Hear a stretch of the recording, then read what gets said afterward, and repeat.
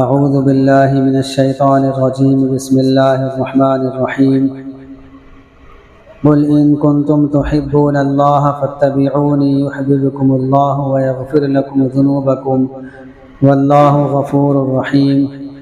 قل اطیعوا اللہ والرسول فإن تولوا فإن اللہ لا يحب الكافرین ان اللہ اصطفى آدم ونوحا وآل ابراہیم وآل عمران علی العالمین ذریۃ بعضها من بعض واللہ سمیع علیم اذ قالت امرأة عمران رب انی نذرت لك ما في بطنی محررا فتقبل منی انک انت السمیع العلیم فلما وضعتها قالت رب إني وضعتها أنثى والله أعلم بما وضعت وليس الذكر كالأنثى وإني سميتها مريم وإني أعيذها بك وذريتها من الشيطان الرجيم قل إن كنتم تحبون الله فاتبعوني يحببكم الله ويغفر لكم ذنوبكم والله غفور رحيم۔ اے نبی جی آپ کہہ دیجئے اگر تم لوگ اللہ تعالیٰ سے محبت کرتے ہو تو تم لوگ میری اتباع کرو، اللہ تعالیٰ تم سے محبت کرے گا اور اللہ تعالیٰ تمہارے گناہوں کو معاف فرما دے گا، اور اللہ تعالیٰ بہت زیادہ مغفرت کرنے والا اور بہت زیادہ رحم کرنے والا ہے۔ قل اطیعوا اللہ والرسول، آپ کہہ دیجئے کہ اللہ اور اس کے رسول کی اطاعت کرو۔ فَإِن تَوَلَّوْا فَإِنَّ اللَّهَ لَا يُحِبُّ الْكَافِرِينَ، پس اگر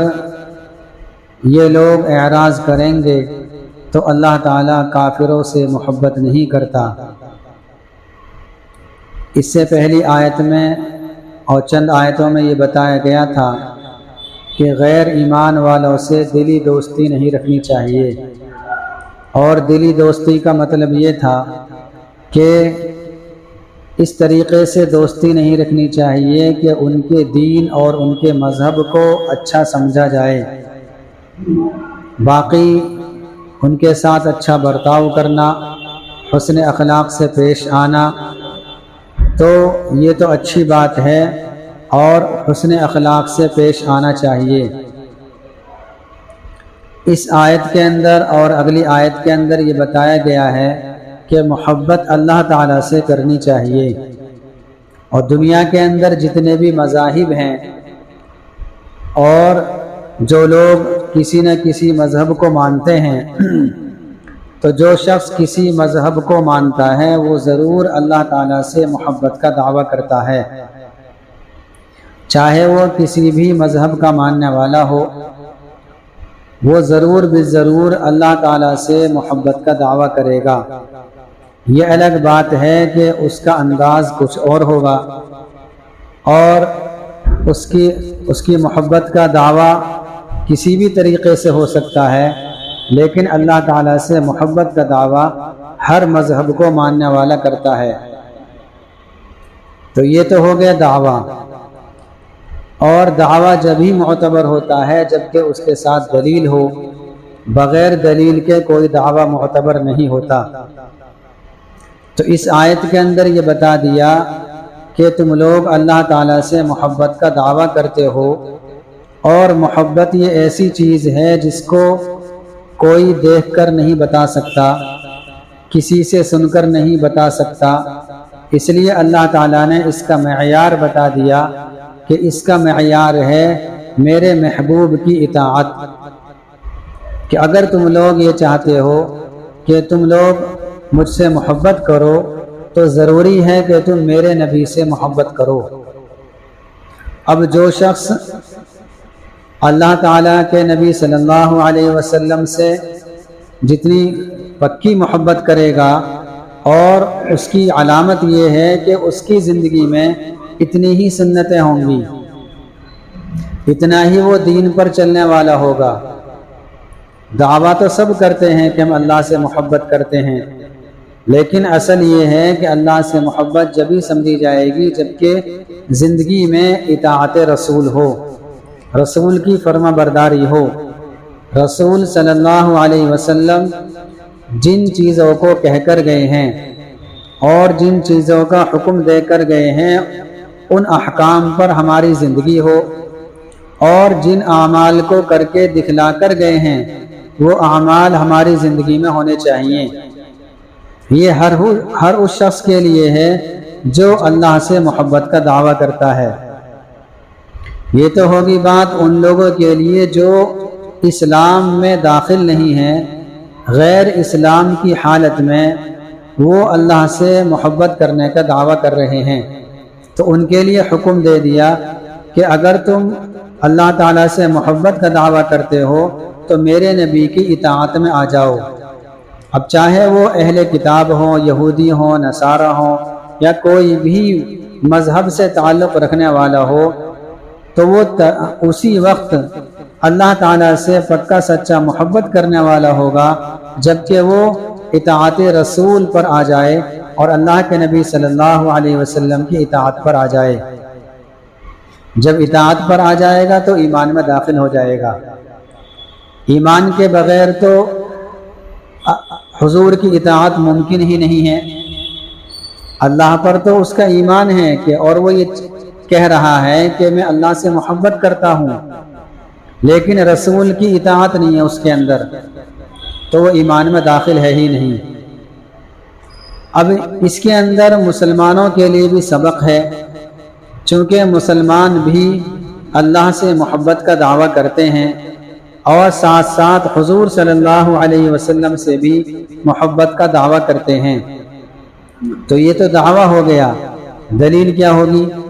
دلیل یہی ہوگی کہ اگر آپ اپنے قول میں اپنی بات میں سچے ہیں تو آپ کی زندگی میں شریعت ہونی چاہیے۔ ایک آدمی دعویٰ کر رہا ہے کہ مجھے نبی سے محبت ہے، لیکن اس کی زندگی میں نبی کے خلاف سارے کام موجود ہیں، رسومات اس کی زندگی میں ہیں، اور جن چیزوں کو اللہ کے نبی صلی اللہ علیہ وسلم منع فرما کر گئے تھے اور جن چیزوں کو ختم کرنے کے لیے اللہ کے نبی دنیا میں آئے تھے انہی چیزوں میں لگا ہوا ہے، پوری زندگی گزار دی، لیکن پھر بھی کہتا ہے کہ مجھے نبی سے محبت ہے۔ تو اس محبت کا کوئی اعتبار نہیں ہوگا، اعتبار اس محبت کا ہوگا جو عمل سے دکھائی دے۔ اگر عملی زندگی اس کی ٹھیک ہے تو یہ محبت کے دعوے میں سچا ہے، اور جتنا آدمی عمل میں مضبوط ہوگا اتنا ہی اس کا دعویٰ سچا ہوگا اور وہ اپنے دعوے میں اتنا ہی سچا ہوگا۔ اس لیے محبت کے ساتھ ساتھ اپنی زندگی پر بھی ہمیں نظر رکھنی چاہیے کہ ہماری زندگی میں کیا سنتیں ہیں یا نہیں۔ اگر نہیں ہیں تو ہمیں فکر کرنی چاہیے، اور پھر ہمیں یہ خیال کرنا چاہیے کہ یہ جو میرا دعویٰ ہے میں اس دعوے میں جھوٹا ہوں، کہ دعویٰ ہے محبت کا اور کام کر رہا ہے نفرت کے۔ اگر کوئی بیٹا ہو اور وہ یہ کہتا رہے کہ مجھے اپنے باپ سے بڑی محبت ہے، میں اپنے ابو سے بڑی محبت کرتا ہوں، لیکن سارے کام وہ کرتا ہے جو اپنے باپ کی مرضی کے خلاف ہیں۔ باپ کہتا ہے کہ بیٹا ان دوستوں کے ساتھ مت رہنا، یہ تجھے بگاڑ دیں گے، لیکن یہ انہی کے ساتھ رہتا ہے اور پھر بھی کہتا ہے مجھے اپنے باپ سے بڑی محبت ہے۔ بتائیے یہ دعویٰ جو ہے یہ صحیح ہے یا غلط؟ یہ غلط ہے، بلکہ اور زیادہ باپ کو غصہ آئے گا کہ سب کے سامنے کہتا پھرتا ہے مجھے محبت ہے محبت ہے، لیکن میری منشا کو سمجھتا ہی نہیں، میں جس کام سے روکتا ہوں اسی کام کو اور زیادہ کرتا ہے۔ ایسے ہی ہم مسلمانوں کا حال ہے کہ ہم کہتے تو ہیں کہ ہمیں اللہ سے محبت ہے، ہمیں نبی سے محبت ہے، اور ابھی اگر کوئی نبی کی شان میں گستاخی کر دے تو ہم سارے کے سارے اس کو نمٹانے کے لیے تیار ہو جاتے ہیں، اور یہ ایمان کی دلیل ہے، ہونا چاہیے۔ لیکن کیا صرف یہی ایمان ہے؟ ہم اپنے اعمال سے کتنا نبی کو ناراض کر رہے ہیں، کتنے ہم نبی کو پریشان کر رہے ہیں، کتنا ہم دل دکھا رہے ہیں۔ اس نے ایک لفظ کہہ کر دل دکھایا، ہمارے تن بدن میں آگ لگ گئی۔ ہم رات دن اللہ کے نبی کا دل دکھاتے ہیں، ہمارے تن بدن میں اس وقت کیوں آگ نہیں لگتی؟ اللہ کے نبی تو کہہ کر جا رہے ہیں جعلت قرۃ عینی فی الصلاۃ کہ میری آنکھوں کی ٹھنڈک نماز میں ہے، لیکن ہمارا مسلمان طبقہ یہ کہہ رہا ہے کہ نہیں، نماز چھوڑنے میں نبی کی ٹھنڈک ہے، تبھی تو نماز چھوڑ رہا ہے۔ تو اسے محبت کا دعویٰ نہیں کہیں گے، یہ تو ایک طرح کا مذاق ہو گیا نبی کے ساتھ، اللہ کے ساتھ۔ اسی طریقے سے ایک فرقہ ایسا چل رہا ہے جو صرف قرآن کریم کو مانتا ہے، وہ یہ کہتا ہے کہ اللہ تعالیٰ نے اپنی کتاب بھیجی نبی کے واسطے سے اور قوم تک پہنچا دی، اب نبی کا کام ختم ہو گیا۔ وہ یہ کہتا ہے کہ نبی کا کام ایسا ہی ہے جیسے ڈاکیا، کہ ڈاکیا لاتا ہے خط اور جس کے نام خط ہوتا ہے اس کو دے دیتا ہے اور اس کا کام ختم ہو جاتا ہے۔ اب جس کے نام خط آیا ہے وہ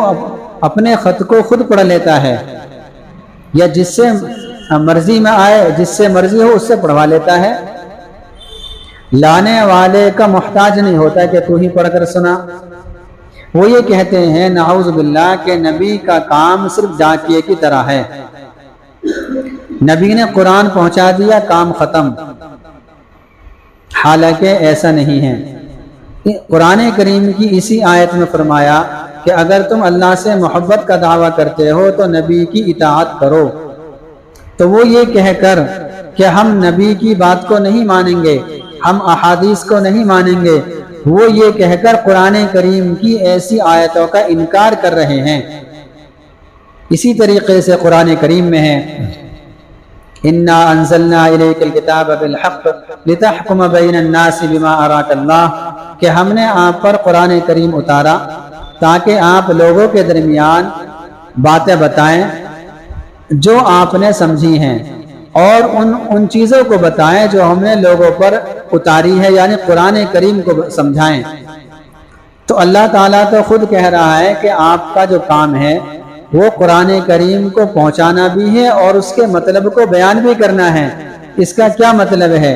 اس آیت سے مراد کیا ہے؟ لیکن یہ فرقہ یہ کہتا ہے کہ نہیں، ہم قرآن کریم کو خود سمجھیں گے، ہمیں کسی نبی کی ضرورت نہیں، جب نبی کی ضرورت نہیں تو کسی اور کی بھی ضرورت نہیں۔ اور وہ یہ کہتے ہیں کہ یہ جو احادیث ہیں یہ تو ایک طرح کی باتیں ہیں، جیسے ہماری باتیں ہوتی ہیں ویسے ہی نبی کی باتیں تھیں، تو ان کی کوئی ضرورت نہیں ہے قرآن کریم کو سمجھنے کے لیے۔ جو ایسا عقیدہ رکھتا ہے، یعنی صرف قرآن کریم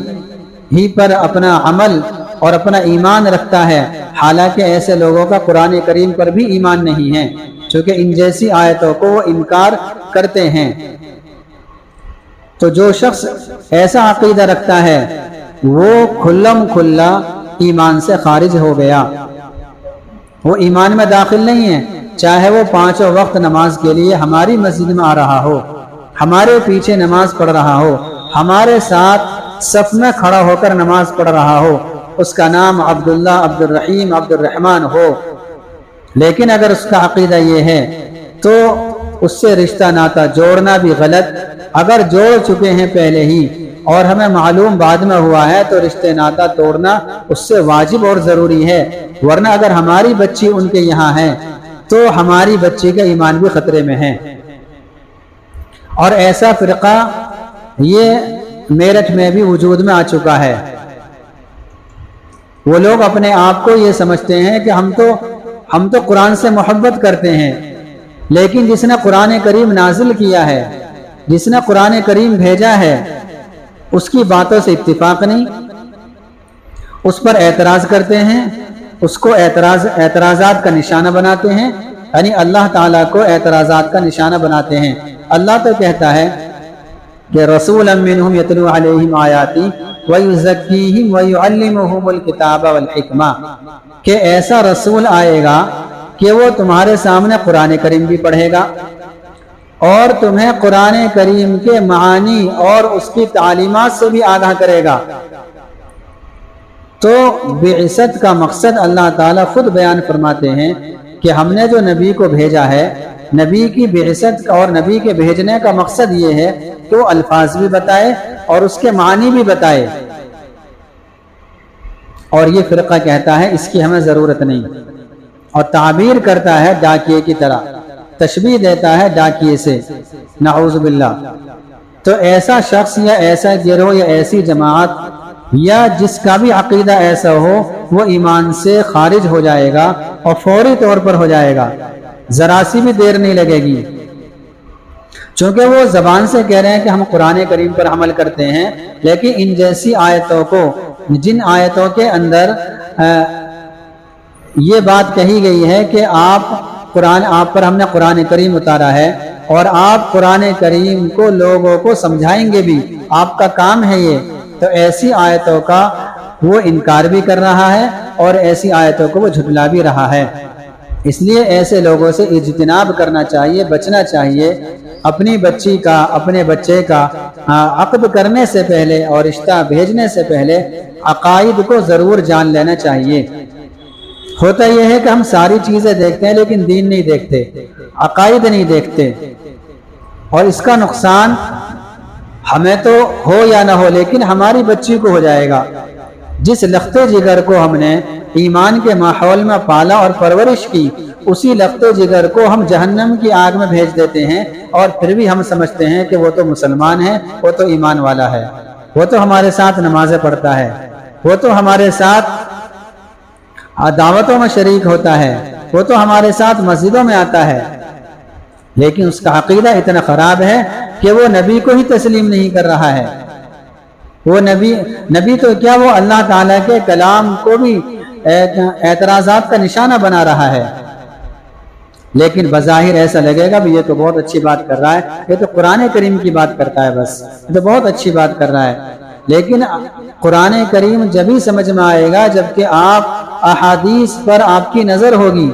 آپ کو پتہ چلنا چاہیے کہ اس کا مطلب اللہ کے نبی نے کیا فرمایا تھا۔ اگر صرف اتنی ہی بات ہوتی کہ قرآن کریم کو سمجھ لیا جاتا لینگویج کے ذریعے سے، زبان جاننے کے ذریعے سے، عربی پر مہارت حاصل کرنے کے ذریعے سے، تو ہم اور آپ سے زیادہ اہل عرب جس وقت قرآن کریم نازل ہو رہا ہے اس وقت کے لوگ عربی کے اندر بہت زیادہ ماہر تھے، ان کا تذکرہ آج بھی کتابوں میں آتا ہے۔ ان کی چھوٹی چھوٹی بچیاں ایسے ایسے عربی کے اشعار کہا کرتی تھی کہ سامنے والا دنگ رہ جایا کرتا تھا۔ لیکن بہت سی مرتبہ صحابہ کرام کو قرآن کریم کی آیات کا مطلب سمجھنے میں چوک ہوئی ہے، اور اللہ کے نبی صلی اللہ علیہ وسلم نے ان کی اصلاح فرمائی ہے۔ اس سے پتہ چلا کہ صرف زبان سے ہی قرآن کریم آ جائے، ایسا نہیں ہو سکتا۔ زبان کے ساتھ ساتھ ہمیں بہت سارے علوم پڑھنے پڑیں گے، اور ان میں سب سے پہلے احادیث ہیں۔ احادیث شریفہ کی تعلیم کیا ہے، اس موقع پر اللہ کے نبی صلی اللہ علیہ وسلم نے اس آیت کا کیا مطلب بیان کیا، اور یہ آیت کس موقع پر نازل ہوئی، یہ آپ کو قرآن کریم نہیں بتائے گا، یہ حدیث بتائے گی، کہ حدیث میں آئے گا کہ یہ آیت کس موقع پر نازل ہوئی۔ جیسے کہ میں نے اس سورت کے شروع میں بتایا تھا کہ بنو نجران کے کچھ لوگ اللہ کے نبی کے پاس آئے تھے اور اللہ کے نبی سے کچھ سوالات کیے، اللہ کے نبی نے ان کو توحید کی تعلیم دی اور ان کو جوابات دے کر مطمئن کر دیا۔ تو یہ ساری باتیں اور یہ جو تفصیل ہے یہ قرآن کریم کی کسی بھی آیت میں نہیں ہے، لیکن احادیث میں ہے۔ اب احادیث پر ہماری نظر ہوگی تو ہمیں پتہ چل جائے گا کہ ان آیتوں کا بیک گراؤنڈ کیا ہے، ان آیتوں کے نزول کا وقت کیا تھا، کس موقع پر کس محل میں یہ آیت نازل ہوئی۔ جب ہمیں یہ پتہ چلے گا تو ہم قرآن کریم کو صحیح سمجھیں گے، اور اگر ہم صرف یہی سمجھنے لگ جائیں کہ ہم تو صرف قرآن کریم کو براہ راست سمجھیں گے، نہ ہمیں کسی عالم کی ضرورت، نہ کسی صحابی کی ضرورت، نہ ہمیں نبی کی ضرورت، تو پھر ایمان کا خطرہ ہے۔ بلکہ اگر نبی کا انکار کر دے ایمان کا خطرہ نہیں، ایمان تو چلا گیا، اب نہیں بچے گا۔ اس لیے ان دو آیتوں کے اندر ایسے لوگوں کو تنبیہ کی گئی ہے جو اللہ کے نبی صلی اللہ علیہ وسلم کو اپنے راستے سے ہٹا دیتے ہیں، اور ایسے لوگوں کو بھی تنبیہ کی گئی ہے جو دعویٰ تو کرتے ہیں کہ ہم اللہ سے محبت کرتے ہیں، لیکن عمل ان کا کچھ اور ہے۔ یہ دعویٰ تو کرتے ہیں ہم اللہ سے محبت کرتے ہیں، لیکن دوسروں کی بھی عبادت کر دیتے ہیں وہ، اور کہتے ہیں ہم جو ان کو جو پوجتے ہیں، ان کی جو عبادت کرتے ہیں ہم اس لیے کرتے ہیں تاکہ ہم اللہ تعالیٰ تک پہنچ جائیں۔ یہی بات کفار قریش نے کہی تھی، جس کا تذکرہ قرآن کریم میں اللہ تعالیٰ نے ذکر کیا ہے کہ یہ لوگ یوں کہتے ہیں کہ ہم جو اپنے بتوں کو پوجتے ہیں وہ اس وجہ سے پوجتے ہیں تاکہ ہم اللہ تعالیٰ تک پہنچ جائیں۔ گویا کہ انہوں نے اللہ تعالیٰ کو دنیا پر قیاس کیا، جیسے کہ دنیا میں کوئی بڑا آدمی ہوتا ہے، اس تک پہنچنا آسان کام نہیں ہوتا، اس تک پہنچنے کے لیے بیچ میں بہت سارے واسطے ہمیں لگانے پڑتے ہیں، تب جا کر اس تک بات پہنچتی ہے۔ ملاقات اس سے ہو جائے یہ بھی کوئی ضروری نہیں ہے۔ تو بہرحال انہوں نے اس طریقے کی بات کہی اور اس کا تذکرہ اللہ تعالیٰ نے قرآن کریم میں کر دیا۔ تو اسی کو فرمایا آپ کہہ دیجئے اگر تم اللہ تعالیٰ سے محبت کرتے ہو تو تم میری اتباع کرو،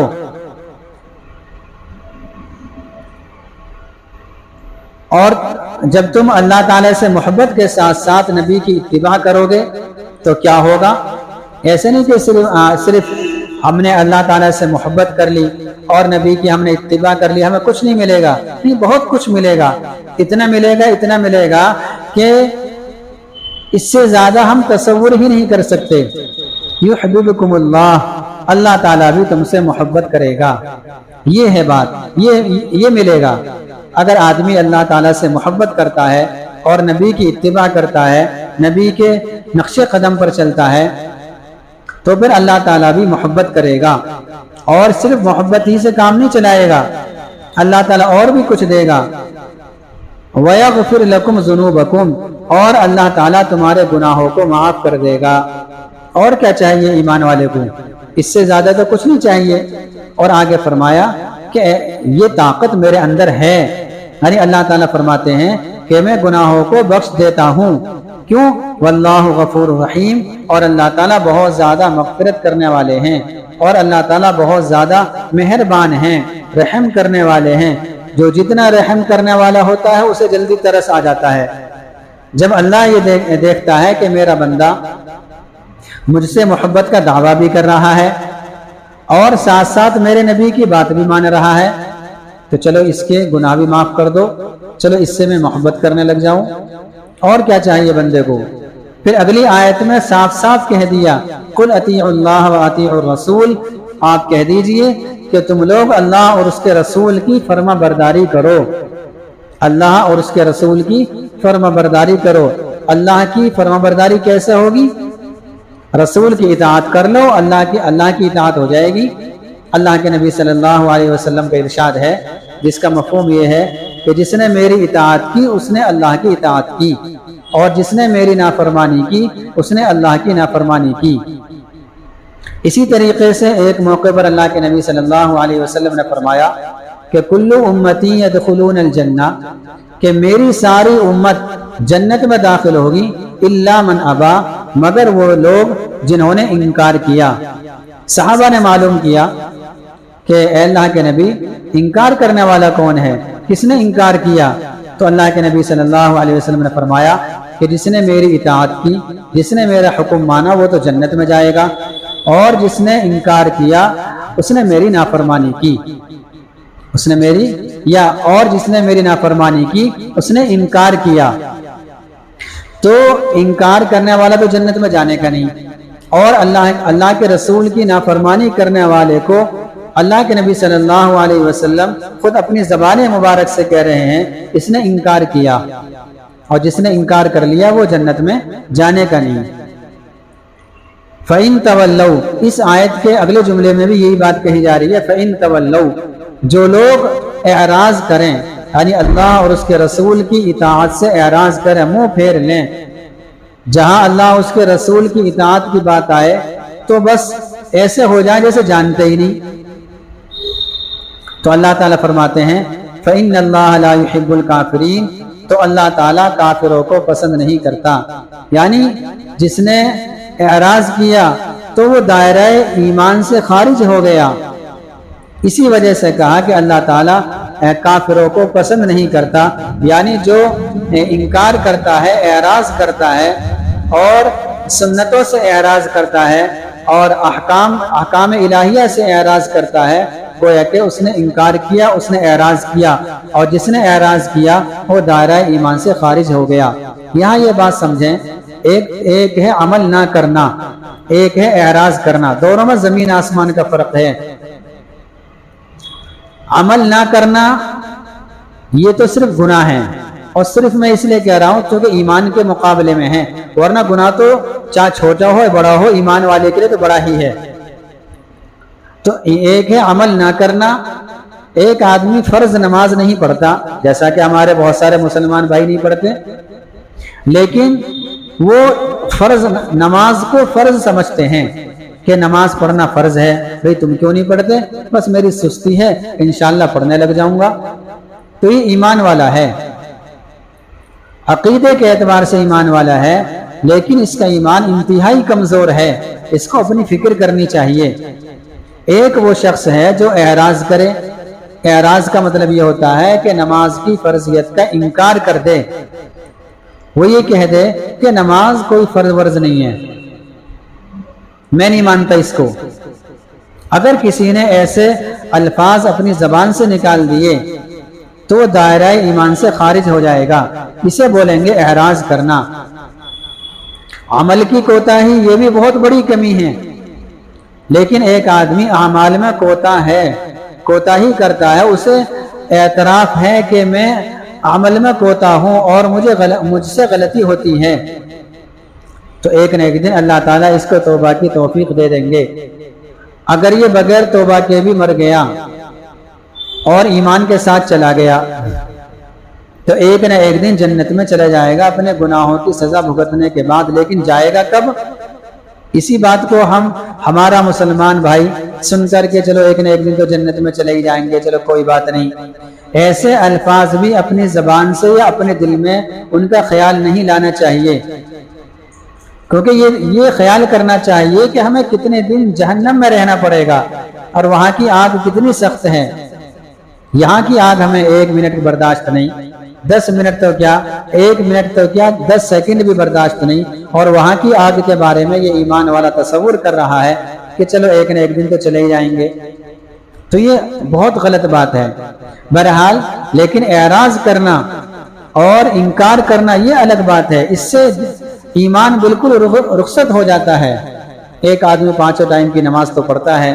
روزے بھی رکھتا ہے، لیکن ساتھ ساتھ یہ کہتا ہے میں اس کو فرض نہیں مانتا۔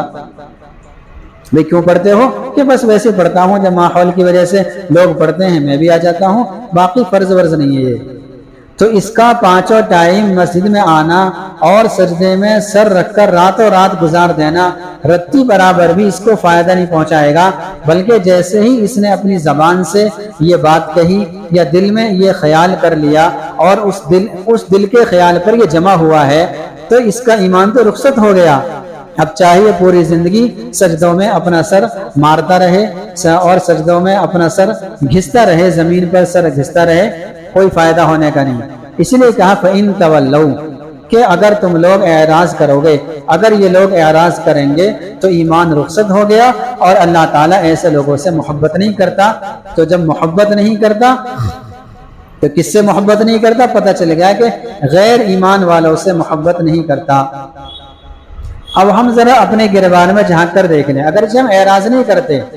اللہ کا شکر ہے کہ ایمان والا اعراض نہیں کرتا، چونکہ جس دن اعراض کر لے گا وہ ایمان والا رہے گا ہی نہیں۔ لیکن ہمارے اعمال بھی تو ایسے نہیں ہیں کہ ہم ان پر بھروسہ کر کے بیٹھ گئے اور بیٹھ جاتے ہیں کہ بھی اب تو ہمارے لیے جنت پکی ہے۔ یہ تو ایسے ہی ہو گیا جیسا کہ یہود و نصارہ کہا کرتے تھے لن تمسنا النار الا ایاما معدودات، کہ اگر ہم جہنم میں گئے تو چند دنوں کے لیے جائیں گے۔ وہ یہ کہا کرتے تھے، حالانکہ ان کے پاس ایمان نہیں تھا۔ تو غیر ایمان والوں کی یہ بات اللہ تعالیٰ نے قرآن کریم میں نقل کی ہے۔ آج کا مسلمان بھی یہی خیال کر کے بیٹھا ہوا ہے کہ بھی اگر جائیں گے جہنم میں تو کیا ہے، کچھ دن کے بعد تو جنت میں چلے ہی جائیں گے، جیسا کہ لکھوا کر لایا ہے۔ اللہ تعالیٰ نے اس کو ایک پرچہ دے دیا ہے کہ بھی تجھے جنت میں ہی بھیجوں گا، اور تجھے اگر جہنم میں جانا ہوگا تو تھوڑے دن کے لیے جائے گا۔ ایسے الفاظ اپنی زبان سے نہیں نکالنے چاہیے، ہمیشہ ڈرتے رہنا چاہیے کہیں یہی بات اللہ تعالیٰ کو بری نہ لگ جائے، اور بری لگنے کی وجہ سے جو بچا کچھ ایمان ہے وہ بھی اللہ تعالیٰ چھین لے، چونکہ جو دینے پر آتا ہے وہ چھیننے پر بھی آ جاتا ہے۔ میں اس بات کو بار بار کہتا ہوں، اور میں ویسے ہی نہیں کہتا، بلکہ اللہ تعالیٰ کی صفات ہیں۔ ان صفات میں سے ایک صفت یہ ہے اللہ تعالیٰ دیتا ہے، اور ایک صفت یہ اللہ تعالیٰ انتقام لیتا ہے، منتقم ہے اللہ۔ تو اللہ تعالیٰ دیتا بھی ہے، لیتا بھی ہے، انتقام بھی لیتا ہے۔ تو اگر اللہ تعالیٰ نے انتقام ہی لے لیا تو ہم تو کچھ بھی نہیں کر سکتے۔ اللہ تعالیٰ اپنے بارے میں فرماتا ہے وَلَا يَخَافُ عُقْبَاهَا، کہ میں کوئی کام کرتا ہوں تو میں ڈرتا نہیں پھر اس کے بعد میں میرا کیا ہوگا یا مجھے کوئی نقصان پہنچائے گا۔ یہی وجہ ہے اللہ تعالیٰ جس کو چاہتے ہیں دنیا سے اٹھا لیتے ہیں، چاہے وہ کتنا ہی دبنگ آدمی ہو، کتنا ہی سپر پاور ہو، کتنی ہی طاقت رکھتا ہو، کتنے ہی چیلے چپاٹے اس کے ارد گرد ہوں۔ بظاہر ایسا لگ رہا ہو کہ گھر کا نظام اسی پر منحصر ہے، 20 بچے چھوٹے ہیں، یہی کمانے والا ہے، اور یہ سمجھتا ہے میں نہ رہوں گا تو گھر کا نظام چلے گا ہی نہیں۔ لیکن اللہ تعالیٰ قیوم ہے، اس کی ایک صفت قیوم ہے کہ اللہ تعالیٰ دنیا کے نظام کو چلاتا ہے، تو چلاتا تو وہ ہے، یہ سمجھ رہا ہے میں چلاتا ہوں۔ اسی وجہ سے اس نے اپنے آپ کو یہ سمجھ لیا کہ میں گھر کا نظام چلاتا ہوں، تو نمازوں میں سستی کر دی، دین کے تقاضوں پر چلنے میں سستی کر دی، دین کو سیکھنے میں سستی کر دی، پوری زندگی گزر گئی دین سیکھنے کی فکر نہیں کرتا۔ تو یہ ہماری کمزوری ہے، اس کو ہم دور کریں۔ اللہ کی محبت ہو اور اس کے رسول کی اطاعت ہو۔ رسول کی اطاعت جب یہ آئے گی جب ہم دین سیکھیں گے، بغیر سیکھے تو کچھ بھی نہیں آتا، بغیر سیکھے تو سائیکل چلانی نہیں آتی۔ یہ ہے کوئی ایسا جس نے سائیکل چلانی نہ سیکھی ہو اور وہ مارکیٹ میں نکل جائے سائیکل لے کر، یا گاڑی چلانی آتی نہ ہو اور بس کا ڈرائیور بن جائے کہ میں چلاؤں گا چونکہ میں نے پڑھا ہے، میں نے کتابوں میں پڑھا ہے کہ اسٹیئرنگ ایسے گھمایا جاتا ہے، بریک ایسے لگاتے ہیں، بہت آسان ہے، پیر رکھ دو بریک لگ جائیں گے، اور پیر رکھ دو ریس تیز ہو جائے، گاڑی چلے گی، اس میں کیا پریشانی ہے۔ اب سواری بھی بھر لی اور اس نے گاڑی اسٹارٹ کر لی، بتائیے کتنی دور چلے گا یہ؟ اور جتنی بھی دور چلے گا بہرحال اس کا مقدر ہے جب تک چلے گا، لیکن جب ٹھکے گا تو ایسا گاڑی کو ٹھوکے گا کہ خود بھی جائے گا، دوسروں کو بھی جان کے لالے پڑ جائیں گے، اور اگر پتہ چل جائے لوگوں کو ایسے کو کبھی بھی اسٹیئرنگ پر نہیں بٹھائیں گے۔ تو ہمارا حال یہی ہو رہا ہے کہ ہم بغیر سیکھے چلنا چاہتے ہیں کہ بھی دین سیکھنے کی ضرورت نہیں ہے، بس یوں ہی چلتے رہو، تو ایسے کام نہیں چلتا۔ دین تو سیکھنے کی چیز ہے۔ اللہ کے نبی صلی اللہ علیہ وسلم جب کوئی ایمان لاتا تو اسے نماز سکھایا کرتے تھے، حدیثوں میں آتا ہے نماز سکھایا کرتے تھے۔ ایک صحابی نماز پڑھ رہے ہیں اور چوک ہو رہی ہے، اللہ کے نبی کے پاس آئے، اللہ کے نبی نے فرمایا کہ تو نے ابھی نماز پڑھی نہیں، دوبارہ پڑھ لے۔ 3 مرتبہ ایسا ہوا تو انہوں نے فرمایا کہ اللہ کے نبی آپ ذرا نشاندہی تو فرمائیں کہ میں بار بار نماز پڑھ رہا ہوں اور غلطی ہو رہی ہے، آپ کہہ رہے ہیں کہ تو نے نماز نہیں پڑھی، تو نشاندہی فرمائے۔ تو اللہ کے نبی نے نشاندہی فرمائی کہ غلطی یہاں ہو رہی ہے، اور 3 مرتبہ کیوں لوٹوایا؟ تاکہ عظمت پیدا ہو، چونکہ اگر پہلی مرتبہ ہی اگر کسی کو غلطی بتا دی جائے تو وہ اس کو ہلکے میں لے جاتا ہے کہ یہ کوئی غلطی نہیں ہے، لیکن صحابہ کرام کسی چیز کو ہلکے میں نہیں لیتے تھے۔ یہ تو ہمارے لیے سبق دیا تھا کہ آنے والی نسل کے اندر دین کی عظمت پیدا ہو جائے۔ اس لیے ہم سب کو چاہیے کہ ہم اللہ کی محبت بھی پیدا کریں اپنے اندر، اور اللہ کی محبت پیدا ہوگی حضور کی محبت سے، اور حضور کی محبت پیدا ہوگی دین پر چلنے سے۔ اللہ تعالیٰ مجھے بھی اور آپ سبھی حضرات کو عمل کرنے کی توفیق نصیب فرمائے۔ اللهم انت السلام ومنك السلام تبارك يا ذا الجلال والاكرام۔ اللهم صل على سيدنا ومولانا محمد وبارك وسلم